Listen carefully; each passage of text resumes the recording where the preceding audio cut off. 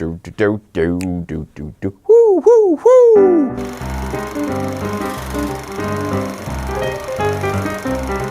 Hello there, I'm Adam from WhatCulture.com and welcome to How They Should Have Made, where I look back at infamous Hollywood missed opportunities and talk about how I would make them differently because I'm a smartass. This time around, Spider-Man 3. Oh, hang on a second. Spider-Man 3.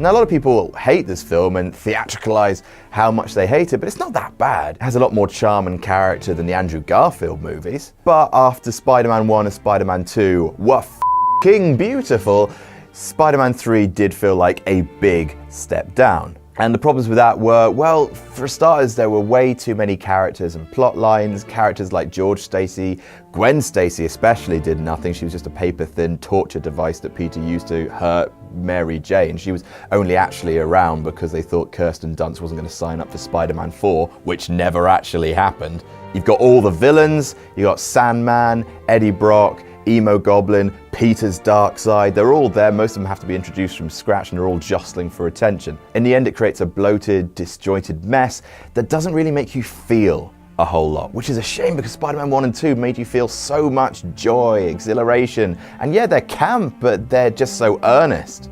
And like I said, this movie isn't a total shitbox, but there is a great movie in there somewhere, and you just have to kind of scrape away all the excess fat to find it. And I can do it better. So the big improvement is make Harry Osborn Venom. It's so obvious.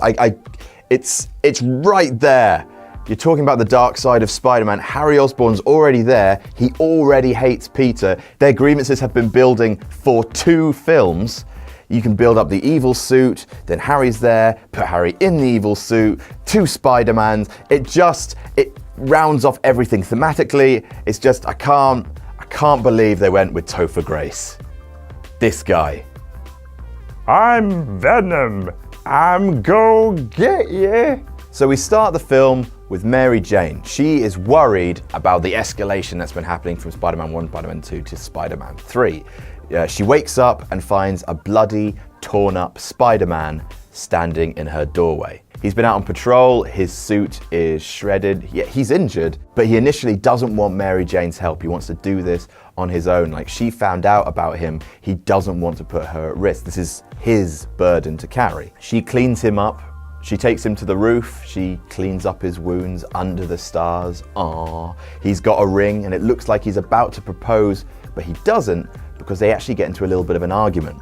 MJ's worried that being Spider-Man is going to kill Peter, that he takes it all on himself. And Peter gets frustrated, he gets flustered. He's like, well, I have to do this. I have to do this for the city. I made a promise to Uncle Ben. And she asks, at what point has Peter been responsible enough? When does duty become an obsession? And using that transition, we cut to Harry Osborn, who is walking around an old Oscorp laboratory. Now, all the laboratories that Oscorp used to own are slowly becoming disused and abandoned because Harry doesn't want to take over his father's mantle and the business is falling apart. He doesn't want to become his father, he just wants to kill Peter Parker. So Harry's walking around this laboratory with his butler. Now, his butler's saying stuff like, well, I certainly know what your father would have done if he was in this situation. You know, if he hadn't been murdered by Spider-Man. Guilt trip. Harry says, yes, I know the reason why he's there is to pick up this new goblin tech that will help him defeat Spider-Man once and for all. And as he picks it up, he passes a tank with black liquid in it.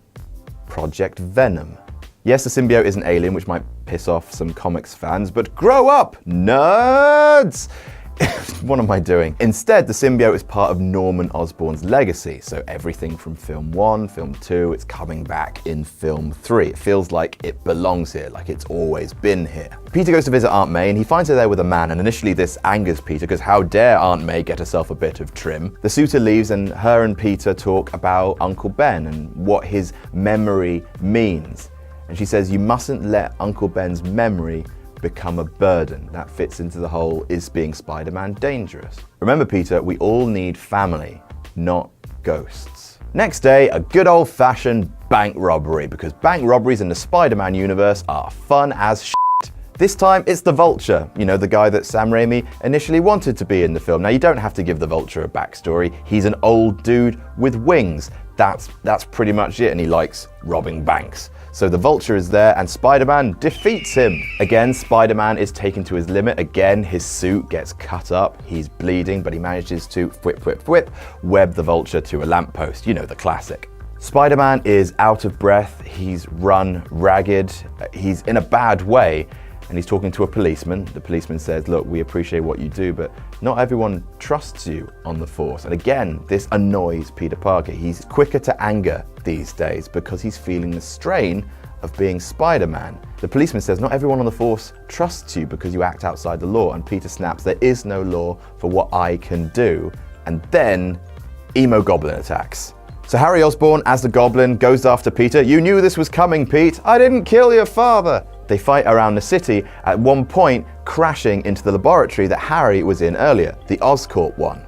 At one point, the engagement ring, which Peter has kept tied around his neck for safekeeping, that flies out and Harry Osborn catches it and he says, you took who I loved, implying that he's going to take someone that Peter loves, and Peter flies into a rage. You know, the proper Luke Skywalker in Return of the Jedi. No! He just starts battering Harry, and during the rage fight, Peter gets thrown into the tank filled with black liquid. The black suit starts to grow on him during this rage fight, and he gets more powerful. He's able to snap Harry's new glider with his bare hands. He starts just beating on Harry, and you see the black suit grow up his arm as he does it. You know, the darkness is taking over. It's pretty on the nose. So it looks like Peter's about to cripple Harry when the butler shows up and he looks down and thinks, oh gosh, what have I done? And he thwips away, leaving the butler to take care of the bloodied and unconscious Harry Osborn. Peter retreats to a rooftop to examine this new black suit. Where did this come from? The power feels good. He sees that the black suit heals itself from all wear and tear, and when he gets home after he takes it off, he finds that the black suit has healed some of his injuries, because that's what it was being designed for by Oscorp, a sort of body armor that protects soldiers in the field. So Peter's very happy. He feels fitter than he has in months. He grabs MJ, takes her to the bedroom, and they do awful things behind closed doors as the camera pans down to the black suit, which shimmers slightly. So we have the middle of the film chunk with Peter getting changed by the black suit. Like, it's stronger, it's more powerful, it keeps him healthy, but it also feeds off of his frustrations, making him more egocentric, more self-obsessed, and quicker to anger, and his temper is getting worse. Montage of him dispatching criminals with ease, breaking arms, going further than Spider-Man has previously, but because he's fighting crime with a high level of effectiveness, the city love him, and he loves that. Well, everyone except J. Jonah Jameson, who keeps branding him a menace, so much so that Peter throws a postbox through his window. You know, it's a standard athlete on drugs story template. And during all of this, Harry Osborn is being kept alive by his butler in the Oscorp laboratories. He's in a coma and he's hooked up to a life support machine. So a couple of things you should definitely keep from the original movie for the middle section. This may be controversial, but I think you should keep the bit where Peter Parker turns into a boy. You know, the emo kind of woo. Because as internet commenters like, for example, Movie Bob have pointed out, Movie Bob's great, by the way, go and watch all of his videos. This is not Peter Parker being cool. This is Peter Parker, under the influence of the suit, doing what he thinks cool is. And Peter Parker's a nerd, so it's awful. And it should be awful. Because yeah, he's a posturing dick. We should hate the suit. I mean, he doesn't have to do the full My Chemical Romance haircut with the panda eyes, and, you know, maybe he doesn't have to sing a jazz number. But this stuff, I think that's pretty funny. Also, keep the restaurant proposal scene, because that's one of the best scenes in the entire franchise. If anything, you can make that scene more started comedy, but as it looks like he's about to propose, once again, it ends in an argument. Because she presses him, what's happened to Harry? What's happened to Harry? I want to move out the city. This city's dangerous. He turns a table over in frustration, saying, you should want me, not Harry. And then in the wreckage of the restaurant table, she sees the engagement ring. She looks at Peter, the dick, and she simply says, no, and leaves. So we're almost at Peter's lowest point here. He is bubbling with rage in this restaurant, and then he hears sirens in the distance. Oh, criminals, you have picked a very bad time to f*** up. And it's the Vulture again. Peter Parker goes after him with renewed vigor. He beats the Vulture to within an inch of his life. He smashes the man's bird helmet, and then under the helmet we can see the Vulture is the same man who was trying to court Aunt May. We get flashbacks. He's a wealthy suitor. Where's he getting all this money from? Turns out he's been robbing banks to try and court Aunt May. He's just an old man inside that suit. Peter didn't realize he was an old man. But seeing that he's the man who's trying to get cozy with Aunt May, possibly put her in danger, this pushes Peter further over the edge, and he savagely beats up the Vulture to the point where the Vulture, his wings have been broken off and he's left panting on a rooftop. And in the end, the Vulture has a heart attack and dies. Peter didn't murder him, he didn't beat him to death, but his recklessness, his carelessness, his selfishness has led to the death of another old man. Sure, he was the dark side of Uncle Ben, but Peter is here again. He goes to Aunt May to confess everything he's done. He's at his lowest point. Mary Jane is there and he confesses to both of them. And Aunt May's like, wait, what are you talking about? What's going on?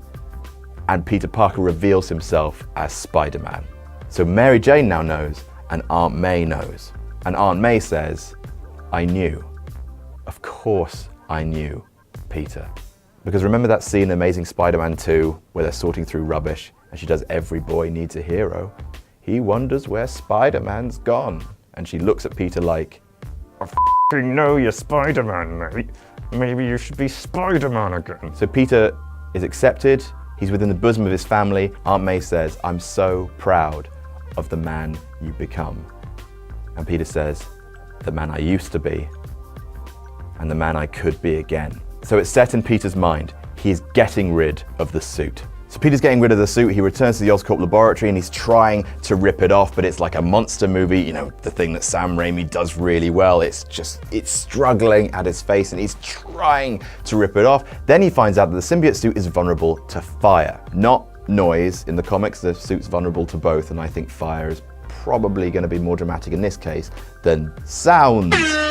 So Peter is in the lab and he uses his science brain to create a controlled explosion that frees him from the suit, you know, being cleansed by fire. Purgatory reference. The suit falls off him and slips through a crack in the floor, damage as a result of the fight that Goblin and Peter had previously had. And the suit falls to where Harry is recuperating. So a little blob of it lands on his pinky, his unconscious pinky, and it just starts to grow on him. The black takes over every part of his body, and just as it's about to cover his head, his eyes open and he shouts, Parker.